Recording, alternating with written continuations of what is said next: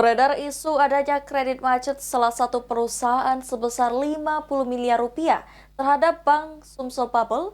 PJ Gubernur Sumatera Selatan menyerahkan permasalahan tersebut ke pihak bank untuk segera ditindaklanjuti.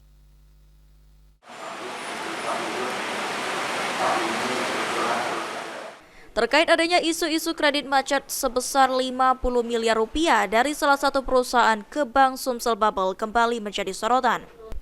Menanggapi hal tersebut, PJ Gubernur Sumatera Selatan Ellen Setiadi mengatakan, Bank Sumsel Bubble sebagai bank perusahaan daerah sudah punya mekanisme untuk mengatasi hal tersebut, sehingga pihak Bank Sumsel Bubble dipersilakan untuk menyelesaikan permasalahan kredit macet dari suatu perusahaan tersebut. Pak, soal kredit macet di BSB, Pak, salah satu perusahaan, Pak, dugaannya 50 miliar. BSB gini-gini, ya BSB kan sebagai perusahaan sendiri sudah punya mekanismenya.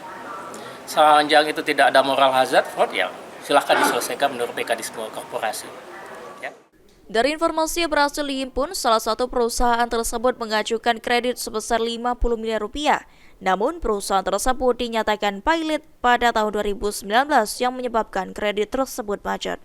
Lutfi Pal TV.